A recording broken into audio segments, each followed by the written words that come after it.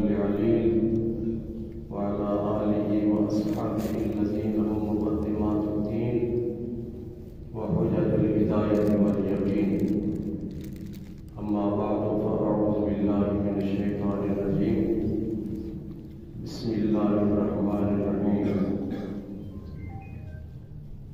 إذ يقول لصاحبه لا تحزن إن الله معنا. وقال تعالى في مقام آخر وسيجنبها الأتقى الذي يؤتي ماله يتزكى وما لأحد عنده من نعمة تجزى إلا ابتغاء وجه ربه الأعلى ولسوف يرضى. صدق الله مولانا العظيم وبلغنا رسوله النبي الأمين الكريم. محترم جناب، عزت مآب، فاضل جلیل، عالم نبیل، حضرت علامہ مولانا مفتی محمد شریف صاحب، دیگر معزز محترم اراکین مسجد، حاضرین محفل، بزرگوں، بھائیوں، عزیزوں، میں قبلہ مفتی صاحب کا، انتظامیہ مسجد کا مشکور ہوں کہ انہوں نے آج مجھے آپ سے چند گزارشات پیش کرنے کی دعوت دی ہے. میرے مختصر خطاب کا موضوع ہے خلیفہ بلا فصل، افضل البشر بعد الانبیاء والرسل، خلیفۃ الرسول حضرت ابوبکر صدیق رضی اللہ تعالی عنہ کی ذات پاک. بغیر کسی تمہید کے حضرت ابوبکر صدیق رضی اللہ تعالی عنہ کا تعلق اس مقدس اور بابرکت جماعت سے ہے جنہیں اصحاب رسول صلی اللہ علیہ وسلم کہا جاتا ہے. صحابی، اصحاب، صاحب عربی زبان کے لفظ ہے. اس کا معنی ہے ساتھی. ہم اردو میں ساتھی کہتے ہیں، عربی میں صاحب کہتے ہیں. اس کو سمجھ رہے ہیں؟ میں نے 22 سال تک دادا صاحب کے ممبر میں خطبہ دیا، سن 86 سے سن 8 تک، اور بڑے جلیل القدر اساتذہ سے میں نے تعلیم حاصل کی جو جامع المعقول اور منقول. سن 63 میں نے حضرت علامہ سید احمد سعید کاظمی شاہ صاحب رحمۃ اللہ علیہ سے دورہ حدیث پڑھا، لیکن چند فنون میں کمی کی وجہ سے مزید 6 سال میں نے بہت انتہائی قابل اساتذہ کی خدمت میں گزارے، اور ان سے حضرت مفتی صاحب نے بھی استفادہ کیا میرے استادوں سے. کوشش یہ ہوتی ہے کہ سامعین بات کو اچھی طرح سمجھیں اور سمجھ کر لوگوں تک پہنچائیں. حضور صلی اللہ علیہ وسلم نے ارشاد فرمایا کلموا الناس علی قدر عقولہم لا علی عقولکم. لوگوں کی ذہنی سطح کو سامنے رکھ کر گفتگو کیا کرو، اپنی علمیت اور قابلیت کا جتلایا کرو. بڑے بڑے منطقی فلسفی اساتذہ سے میں نے پڑھا، اس انداز میں بھی خطاب ہو سکتا ہے لیکن آپ لوگ نہیں سمجھ سکتے. تو داتا حضور کی بارگاہ میں تقریباً ہر جمعہ کے کم از کم 30,000 کے قریب مجمع ہوتا تھا، اور اس میں ہر قسم کے لوگ، پڑھے بھی لوگ، ان پڑھ بھی. تو کوشش یہ ہوتی تھی کہ میں جو کچھ بھی کہوں ان لوگوں کو سمجھ آ جائے اور آگے تک وہ پہنچائے.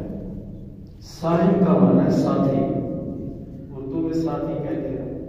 نبی میں صاحب بھی کہتے ہیں، اصحاب بھی کہتے ہیں، صحابہ بھی کہتے ہیں۔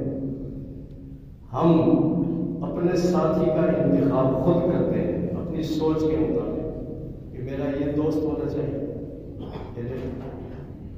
حضور صلی اللہ علیہ وسلم نے اپنے دوستوں کا، اپنے ساتھیوں کا خود انتخاب نہیں فرمایا۔ حضرت عبداللہ بن مسعود رضی اللہ تعالیٰ عنہ ارشاد فرماتے ہیں اختارہم اللہ لصحبت نبیہ ولإقامت دینہ، کہ اللہ تبارک و تعالیٰ نے ان صحابہ کا انتخاب خود فرمایا کہ یہ میرے محبوب کے ساتھی بنے۔ اللہ کا انتخاب ہے یہ صحابہ کرام۔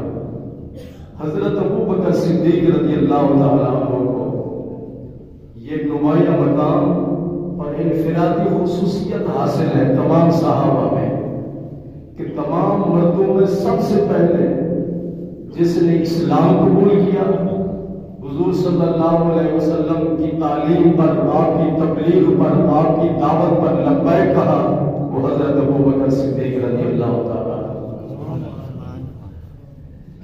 یہ ایک بہت بڑی خصوصیت ہے اور کسی کو یہ خصوصیت حاصل نہیں۔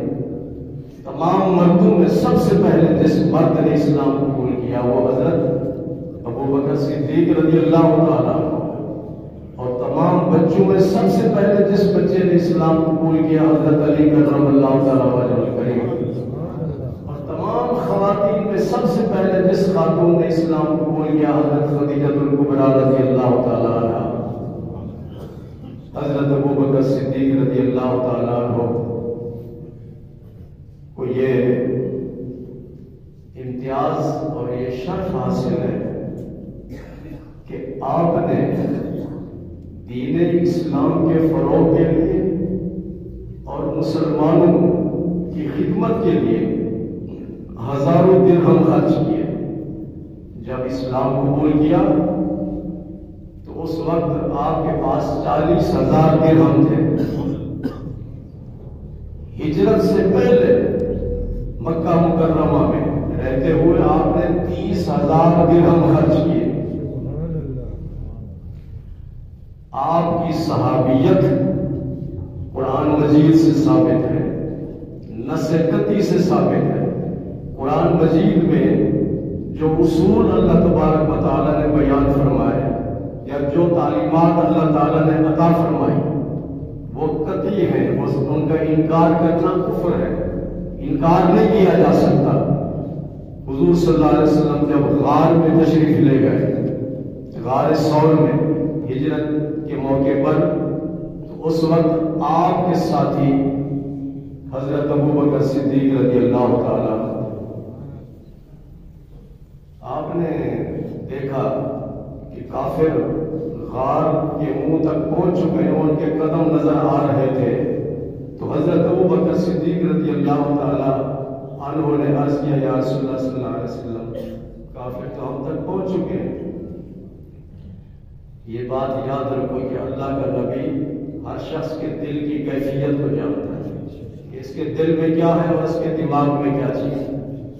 ہم نہیں جانتے کہ جانتے ہیں، کسی کے دل کی بات کو نہیں جانتے، کسی جو کوئی دماغ میں وہ سوچ رہا ہے اس کو ہم نہیں جانتے، لیکن اللہ نے اپنے محبوب کریم صلی اللہ علیہ وسلم کو یہ شان عطا فرمائی کہ لوگوں کے دلوں کی کیفیت کو بھی جانتے ہیں اور ان کے دماغوں میں جو کچھ ہے اس کو بھی جانتے ہیں۔ جب انہوں نے عرض کیا کہ کافر پہنچ چکے ہیں تو حضور صلی اللہ علیہ وسلم نے ارشاد فرمایا لا تحزن ان اللہ معنا، تم نہ گھبراؤ اللہ ہمارے ساتھ ہے۔ تم بولو نہ گھبراؤ اللہ، لا تحزن فرمایا، لا تخف نہیں فرمایا، لا تخف کا معنی نہ ڈرو، کیا لا تخف کا معنی نہ ڈرو، لا تحزن کا معنی نہ گھبراؤ۔ لا تحزن یہ مشتق ہے حزن سے، حزن اور خوف ان دونوں میں فرق ہے، دونوں میں فرق ہے۔ اگر سانپ میری طرف آ رہا ہے تو میں خطرہ محسوس کروں گا کہ میری جان کو خطرہ لاحق ہے، سانپ میری طرف آ رہا ہے، اس وقت جو میری کیفیت ہوگی اس کو عربی میں خوف کہتے ہیں. کیا کہتے ہیں؟ خوف کہتے ہیں. اگر میرے بازو میں ادھر میرا بیٹا بیٹھا ہے یا کوئی میرا دوست بیٹھا ہے اور سانپ اس کی طرف بڑھ رہا ہے، سانپ اس کی طرف بڑھ رہا ہے، تو اس وقت بھی میرے دل کے اندر یہ کیفیت پیدا ہوگی، اور وہ کیفیت پہلی کیفیت سے مختلف ہوگی. وہ کیفیت یہ ہوگی کہ یہ سانپ میرے دوست کی طرف بڑھ رہا ہے، کہیں ایسا نہ ہو کہ میرے دوست کو نقصان پہنچا دے. اپنے بارے میں نہیں، کیونکہ اس کی طرف تو سانپ آ نہیں رہا، سانپ تو دوسری طرف جا رہا ہے، دوست کی طرف بڑھ رہا ہے. تو اس وقت جو میری کیفیت ہوگی اس کو عربی میں حزن کہتے ہیں. کیا کہتے ہیں؟ تو حضرت ابوبکر صدیق رضی اللہ تعالیٰ عنہ نے جب دیکھا کہ غار تک کافر پہنچ چکے ہیں تو انہوں نے حضور صلی اللہ علیہ وسلم سے عرض کیا. تو حضور صلی اللہ علیہ وسلم نے ان کی دل کی کیفیت کو پہچان لیا کہ وہ اپنے بارے میں نہیں ڈر رہے بلکہ میرے بارے میں ان کو گھبراہٹ ہے. اور یہ عشق کا مقام ہے، یہ محبت کا مقام ہے. لا تحزن فرما کر حضور صلی اللہ علیہ وسلم نے یہ بتا دیا کہ حضرت ابوبکر صدیق رضی اللہ تعالیٰ عنہ عاشق رسول ہیں. ان کے عشق، ان کے سینے میں عشق مصطفیٰ ہے، ان کے سینے میں حب مصطفیٰ ہے. اور یہ بات یاد رکھو کہ جو عاشق ہوتا ہے اس کو اپنی جان کی فکر نہیں ہوتی، اس کو اپنے محبوب کی فکر ہوتی ہے. تو حضرت ابوبکر صدیق رضی اللہ تعالیٰ عنہ کی شخصیت وہ ہے کہ عرض کرتے ہیں، انہوں نے بزبان حال عرض کیا، یا رسول اللہ مجھے اپنی فکر نہیں ہے، میں تو جان دینے کے لیے تیار ہوں آپ کے لیے، مجھے اگر فکر ہے تو آپ کی فکر ہے. تو اس لیے اللہ تعالیٰ نے ارشاد فرمایا لا تحزن محبوب، آپ ان سے فرماتے لا تحزن، تم نہ گھبراؤ میرے بارے میں، ان اللہ معنا، اللہ ہمارے ساتھ ہے. اب آپ دیکھیں، آپ نے یہ نہیں فرمایا ان اللہ معی، اللہ میرے ساتھ ہے. حضرت ابوبکر صدیق کا خیال یہ تھا کہ میرے محبوب کو تکلیف نہ پہنچے، اور حضور صلی اللہ علیہ وسلم نے ارشاد فرمایا ان اللہ معنا، اللہ ہمارے ساتھ ہے. یہ نہیں فرمایا اللہ میرے ساتھ ہے تو تجھے گھبرانے کی ضرورت نہیں ہے، میں بچ جاؤں گا. نہیں، حضور صلی اللہ علیہ وسلم نے فرمایا ان اللہ معنا، اللہ کی معیت کو، اللہ کے قرب کو حضرت ابوبکر صدیق کو بھی شامل کیا اپنے ساتھ، اور بتا دیا قیامت تک آنے والے لوگوں کو کہ جس طرح رب میرے قریب ہے ابوبکر صدیق کے بھی قریب ہے میرا رب. اللہ فرماتے ہیں اذ یقول لصاحبہ، اس وقت کو یاد کرو جب وہ کہہ رہے تھے اپنے صاحب سے. وہ صاحب کون ہے؟ تمام مفسرین کا اس بات پر اتفاق ہے کہ حضرت ابوبکر صدیق رضی اللہ تعالیٰ. باقی تمام صحابہ کی صحابیت وہ حدیث پاک سے ثابت ہے، اور حضرت ابوبکر صدیق رضی اللہ تعالیٰ عنہ کی صحابیت قرآن پاک سے ثابت ہے. نماز قرآن سے ثابت ہے، تقیم الصلاۃ، زکوٰۃ قرآن سے ثابت ہے، آتوا الزکوٰۃ، حج قرآن سے ثابت ہے کہ حج للہ علی الناس حج البیت. اسی طرح اور بہت سارے مسائل ہیں قرآن پاک کے اندر جن کے بارے میں رب نے ارشاد فرمایا.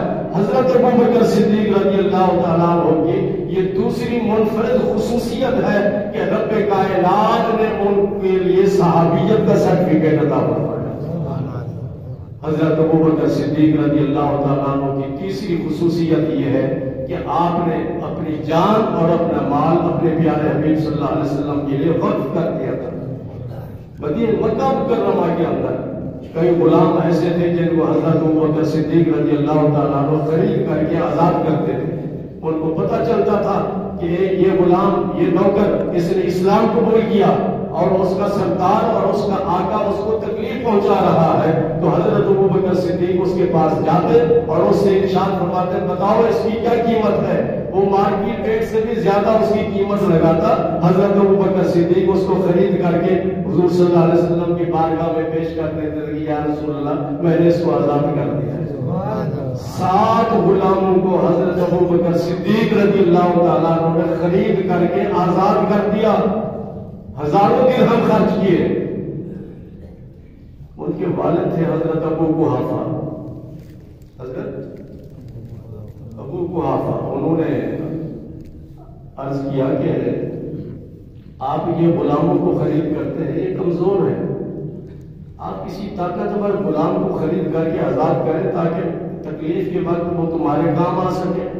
تو حضرت ابو بکر صدیق رضی اللہ تعالیٰ عنہ نے جواب دیا، وہ جواب اللہ تعالیٰ نے قرآن پاک میں بیان فرمایا، وَسَيُجَنَّبُهَا الْأَتْقَى الَّذِي يُؤْتِي مَالَهُ يَتَزَكَّىٰ وَمَا لِأَحَدٍ عِندَهُ مِن نِّعْمَةٍ تُجْزَىٰ، کہ ابو بکر صدیق اپنے مفاد کے لیے غلاموں کو خرید کر کے آزاد نہیں کرتا، بلکہ وہ اس لیے خرید کرتا ہے کہ میرا رب راضی ہو جائے۔ سبحان اللہ۔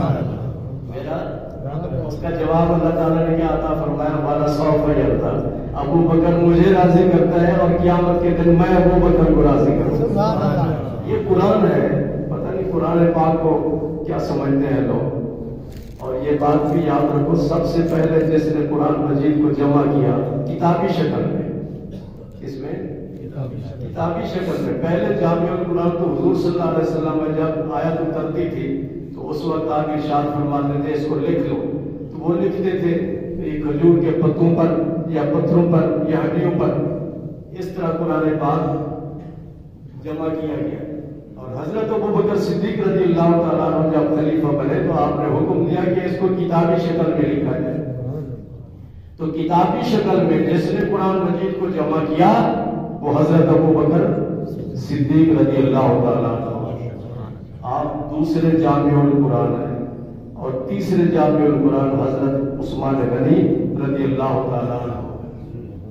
تو حضرت اللہ تعالیٰ نے ارشاد فرمایا قرآن پاک میں، یہ سورہ واللیل کی آخری آیتیں، سورہ واللیل کی آخری آیتیں، اللہ تعالیٰ نے ارشاد فرمایا، دو چیزیں ارشاد فرمائی، تین چیزیں اس آیت میں۔ ایک تو یہ کہ انہوں نے صرف مجھے راضی کرنے کے لیے غلاموں کو خرید کیا اور آزاد کیا، ان کا ذاتی مفاد کوئی نہیں ہے۔ اور اللہ ارشاد فرمائے کہ ابو بکر نے مجھے راضی کیا اور قیامت کے دن میں ابو بکر کو راضی کروں گا، 1200 ہو جاتا۔ اور دوسرا اللہ تعالیٰ نے ارشاد فرمایا وَسَيُجَنَّبُهَا، ارشاد فرمایا کہ ابو بکر صدیق جہنم سے آزاد ہے، جہنم سے جنتی ہے یہ۔ اور اس کے بعد ارشاد فرمایا اتقا، کہ ابو بکر صدیق اتقا ہے، بہت زیادہ متقی ہے، بہت زیادہ۔ اور قرآن مجید میں اللہ تعالیٰ ارشاد فرماتا ہے ان اکرمکم عند اللہ اتقاکم، تم سب میں سے قیامت تک آنے والے تمام لوگوں میں سب سے زیادہ اللہ تعالیٰ کی بارگاہ میں عظمت والا، شان والا، بزرگی والا وہ شخص ہے جو اتقا ہے۔ کون ہے؟ اور اتقا کون ہے؟ حضرت ابو بکر صدیق رضی اللہ تعالیٰ۔ اعلیٰ حضرت رحمۃ اللہ علیہ نے بھی اپنے قصیدہ میں ان کے بارے میں فرمایا، اور اس پر سب کا اتفاق ہے، افضل البشر بعد الانبیاء والرسل ابو بکر صدیق، کہ قیامت تک آنے والے تمام ولی، تمام غوث، تمام کتب، نبیوں کے بعد، رسولوں کے بعد، نبیوں کے بعد اور رسولوں کے بعد قیامت تک آنے والے تمام غوث، کتب، ولی، ابدال، ان سب سے افضل کون ہے؟ حضرت ابو بکر صدیق رضی اللہ تعالیٰ۔ اور جب حضور صلی اللہ علیہ وسلم منبر پہ تشریف لائے تو آپ نے ارشاد فرمایا ابو بکر فی الجنہ، 10 صحابہ کا نام لے کر آپ نے خوشخبری دی کہ یہ جنتی ہیں۔ کتنے؟ مسجد نبوی میں جانے کا اتفاق ہو تو وہاں وہ 10 صحابہ کے نام لکھے ہوئے ہیں، 10 صحابہ کے نام لکھے ہوئے ہیں، اور حدیثوں میں بھی ہے۔ تو ان میں سر فہرست کون ہے؟ حضرت ابو بکر صدیق رضی اللہ عنہ۔ فرمایا ابو بکر فی الجنہ، ابو بکر جنتی ہے۔ اس کے بعد فرمایا عمر فی الجنہ، عمر جنتی ہے۔ پھر فرمایا عثمان فی الجنہ، عثمان جنتی ہے۔ پھر فرمایا علی فی الجنہ، علی جنتی ہے۔ اس کے بعد اور صحابہ کرام کا ذکر فرمایا حضور صلی اللہ علیہ وسلم نے۔ تو فرمایا وَسَيُجَنَّبُهَا الْأَتْقَى الَّذِي يُؤْتِي مَالَهُ يَتَزَكَّىٰ، کہ ابو بکر صدیق رضی اللہ تعالیٰ عنہ جہنم سے آزاد ہے اور یہ اتقا ہے، اور اتقا جو ہوتا ہے وہ قیامت تک آنے والے تمام لوگوں سے افضل اور اعلیٰ ہوا کرتا ہے۔ تو حضرت ابو بکر صدیق رضی اللہ تعالیٰ عنہ کی رب کائنات نے یہ شان بیان فرمائی سورہ واللیل کی آخری آیات میں۔ اور سورہ حدید میں اللہ تعالیٰ نے ارشاد فرمایا جن لوگوں نے فتح مکہ سے پہلے اللہ کی رضا کے لیے خرچ کیا اور جہاد کیا. بولے جنہوں نے فتح مکہ سے پہلے اللہ کے راستے میں خرچ کیا اور جہاد کیا، اور جن لوگوں نے فتح مکہ کے بعد خرچ کیا اور جہاد کیا، دو قسم کے لوگ ہو گئے. فرمایا فتح مکہ والے، فتح مکہ سے پہلے جنہوں نے خرچ کیا اور جہاد کیا، ان کا رتبہ ان سے بلند ہے، اعظم درجہ کا، ان کا درجہ ان سے بلند ہے جنہوں نے فتح مکہ کے بعد خرچ کیا اور جہاد کیا. لیکن اس کے بعد ارشاد فرمایا کلٌ وعد اللہ الحسنی، کلٌ جن صحابہ نے فتح مکہ سے پہلے خرچ کیا اور جہاد کیا اور فتح مکہ کے بعد خرچ کیا اور جہاد کیا، سب کے سب جنتی ہیں. کل آپ لوگ اردو میں تو استعمال ہوتا ہے، کل کا معنی سب، کل کا معنی کیا ہے؟ کلٌ وعد اللہ الحسنی، ان سب کو اللہ تعالیٰ نے ان کے ساتھ جنت کا وعدہ فرمایا. سب جنتی ہیں صحابہ، جو صحابی ہے وہ جنتی ہے. تو حضرت ابو بکر صدیق رضی اللہ تعالیٰ عنہ، آپ نے اللہ اکبر فتح مکہ سے پہلے اللہ کے راستے میں خرچ بھی کیا اور جہاد بھی کیا. تو پہلے جو سورۃ اللیل ہے اس آیت میں بھی فرمایا کہ وہ جنتی ہیں، اور اس آیت میں بھی اللہ تعالیٰ نے ارشاد فرمایا وہ جنتی ہے. بس ایک بات اہم ہونے والا ہے، ذہن میں رکھو کہ ایک ہے قرآن اور ایک ہے حدیث اور ایک ہے تاریخ. کیا تاریخ؟ اگر قرآن پاک کے مقابلے میں کوئی حدیث کا لفظ ہے یا کوئی تاریخی واقعہ ہے جس سے قرآن پاک کی آیت کی نفی ہوتی ہے، تو اس میں کوشش کریں گے کہ ہم تعبیر کریں، تطبیق دیں اس کو. سمجھ لیا؟ اور یہ جو تاریخی واقعات ہوتے ہیں، اگر وہ تاریخی واقعہ قرآن اور حدیث کے متصادم ہے تو اس تاریخی واقعے کو نظر انداز کر دیں گے، اس کی کوئی حیثیت نہیں، اس کی کوئی وقت نہیں. یہ بات سمجھ لو گے، یہ اصول ذہن میں رکھو. اگر کوئی تاریخ کا واقعہ جس سے کسی صحابی کی شخصیت عظمت مجروح ہوتی ہو، اس تاریخی واقعے کو ٹھکرا دیں گے. سمجھ لو گے؟ سمجھ آ رہی ہے آپ کو؟ وہ تاریخی واقعہ کہ جس سے صحابی کی عظمت متاثر ہوتی ہو، جس صحابی کی شخصیت متاثر ہوتی ہو، اس کی شان میں گستاخی ہو رہی ہو، تو اس تاریخی واقعے کو ہم نظر انداز کر دیں گے. اب قرآن پاک کہتا ہے کہ حضرت ابو بکر صدیق جنتی ہیں. کیا ہے؟ جنتی ہیں. اور قرآن کہتا ہے اللہ تعالیٰ کے جو کام بھی یہ کرتے ہیں اللہ کی رضا کے لیے کرتے ہیں. اور قرآن یہ کہتا ہے کہ میں قیامت کے دن ابو بکر صدیق کو راضی کروں گا. اگر کوئی ایسا تاریخی واقعہ ہے کہ جس سے ان کی اس عظمت کو نقصان پہنچتا ہو، ہم اس تاریخی واقعے کو نظر انداز کر دیں گے، چھوڑ دیں گے، اس کو کہیں گے یہ غلط ہے. قرآن کے مقابلے میں کسی چیز کی کوئی حیثیت نہیں ہے.